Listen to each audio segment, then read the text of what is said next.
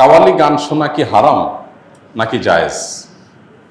দেখুন, কাওয়ালি গান এর কথামালা যদি খারাপ না হয়, অর্থাৎ সেটার যে কথাগুলো আছে সেখানে যদি এমন কিছু না থাকে যেটাতে শিরক আছে বা হারাম কিছু আছে, তাহলে সেটা খালি গলায় গাইলে সেটা জায়েজ আছে, শোনাও জায়েজ আছে, গাওয়াও জায়েজ আছে। যদি খালি গলায় গাওয়ার পাশাপাশি তার সাথে বাদ্যযন্ত্র যুক্ত হয়, তাহলে পৃথিবীর উল্লেখযোগ্য কোনো আলেম নেই যার ফতোয়া আছে এটা হালাল হওয়ার। অর্থাৎ সবাই প্রায় একমত যে বাদ্যযন্ত্র যখন যুক্ত হবে তখন গানের কথামালা ভালো থাকলেও সেটা কি হয়ে যাবে? হারাম হয়ে যাবে।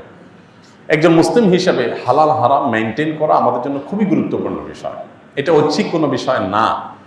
মনে রাখবেন, শরীয়ত যে বিষয়গুলো হারাম করেছে কিন্তু আমাদের বুঝে আসে না কেন হারাম করেছে, আপনি নিশ্চিত থাকবেন যে অকাট্যভাবে শরীয়তের কোরআন হাদিসের আলোকে যেটি হারাম হওয়া প্রমাণিত হয়েছে সেই বিষয়ে অবশ্যই শরীয়তের কোনো হিকমা বা রহস্য আছে। অর্থাৎ আল্লাহ সুবহানাহু ওয়া তাআলা নিষেধ করেছেন আর কোনো কারণ নাই, লজিক নাই, এটা হতে পারে না।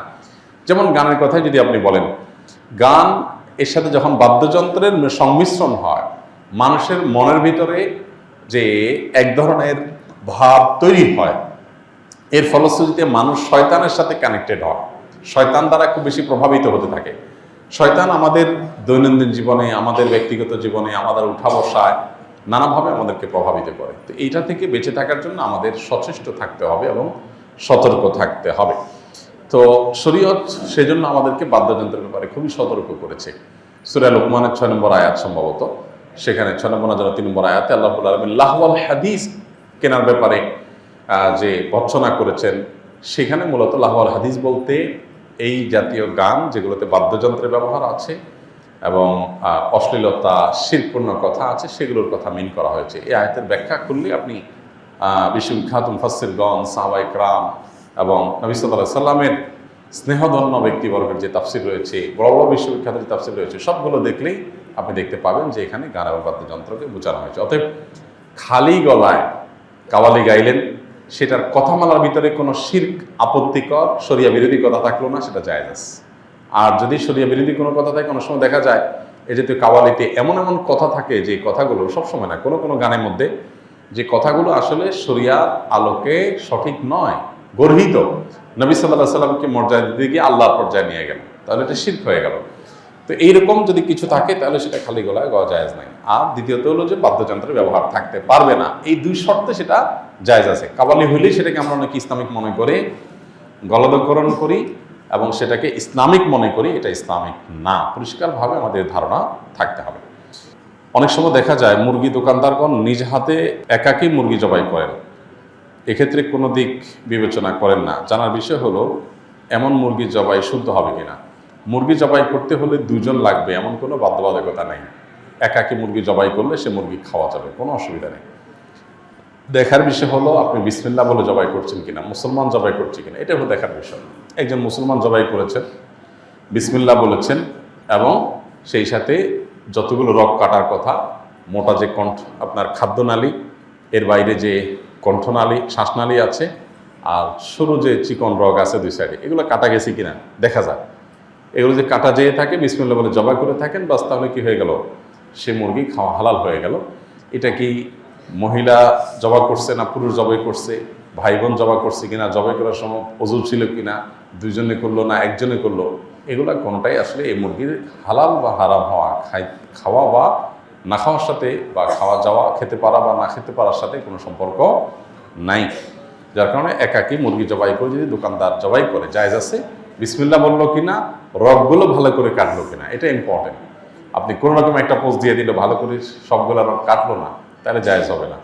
এখানে কণ্ঠনালী যেটা আছে, যেটা দিয়ে খাদ্যনালী যেটা খাদ্য যায় সবচেয়ে মোটা, সেটা কাটা গেল কিনা, তার পাশে শ্বাসনালী আছে, এটা কাটা গেল কিনা, চিকন চিকন দুই পাশে দুইটা রগ আছে, কাটা গেল কিনা, এটা আপনি ভালো করে দেখবেন। বাস বিসমিল্লাহ বললো কিনা, তাহলে ইনশাআল্লাহ সে মুরগি খাওয়া জায়েজ হবে। নিকটাত্মীয় খালাতো ভাইয়ের মেয়েকে বিবাহ করা যাবে কিনা।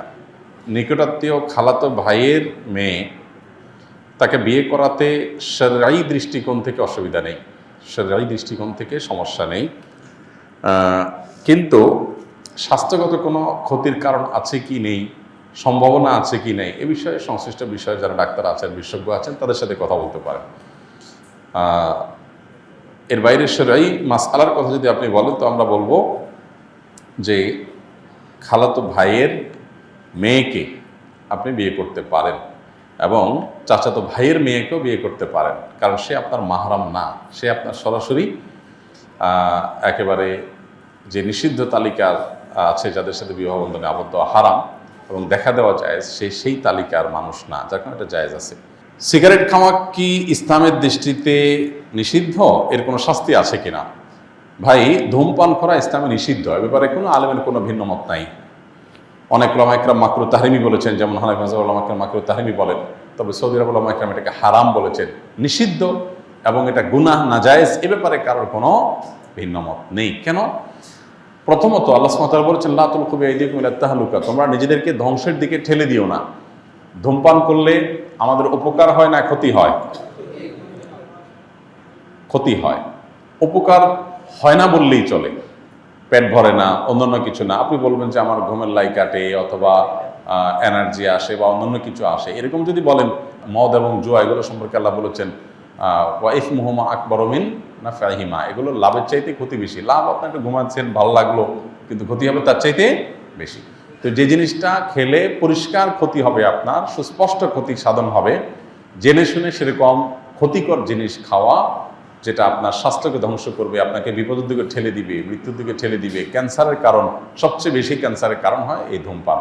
তো সেই জিনিসটা সেবন করা ইসলামে জায়েজ নাই, না জায়েজ, এটা একটা বিষয়। দ্বিতীয়ত, এটা যেহেতু আমাদের পেট ভরে না, এরপর আমরা টাকা দিয়ে যদি এটা খাই, তাহলে সেটা অপচয় হয়, কারণ এটা অনর্থক অহেতুক একটা জিনিস। এটা যেটুকু আপনার ফুর্তি বা যেটুকু আপনার ভালো লাগা বা তথাকথিত এনার্জির জন্য করেন, তার চাইতে ক্ষতি অনেক বেশি।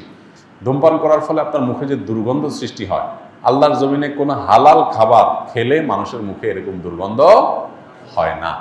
এরকম বাজে গন্ধ, এরকম নোংরা গন্ধ, এর গন্ধটাই বলে দেয় এটা কি শরীয়তে হালাল নাকি হারাম। কথা বুঝে আসছে? বিধায় যাদের এই বদভ্যাস আছে, তাদের সদিচ্ছাই যথেষ্ট এখান থেকে সরে আসার জন্য। মানুষ পারে না এমন কিছু নাই। অনেকে বলে, ভাই আমি বহু চেষ্টা করছি, পারি না। তাই বলে পারেন না মানে? আপনি পারবেন, আপনার সাথে আপনার 14 গোষ্ঠীতে যত ধূমপাই আছে সবাই পারবে একসাথে ইনশাআল্লাহ। কখন পারবেন? যখন ঠেলায় পড়বেন, তখন আপনি পারবেন। আপনাকে জেল নিয়ে যদি বেঁধে রেখে দেওয়া হয়, আপনি পারবেন, দেখবেন সাথে আরও কত কিছু করবেন। আমরা যারা মনে করি যে আমরা পারি না, তাদের আসলে সদিচ্ছার কি আছে, অভাব বা ঘাটতি আছে। যদি আপনার সিরিয়াসনেস থাকে, তাহলে পারবেন না এমন কিছু নাই। মানুষ অভ্যাস ছাড়তে পারে না।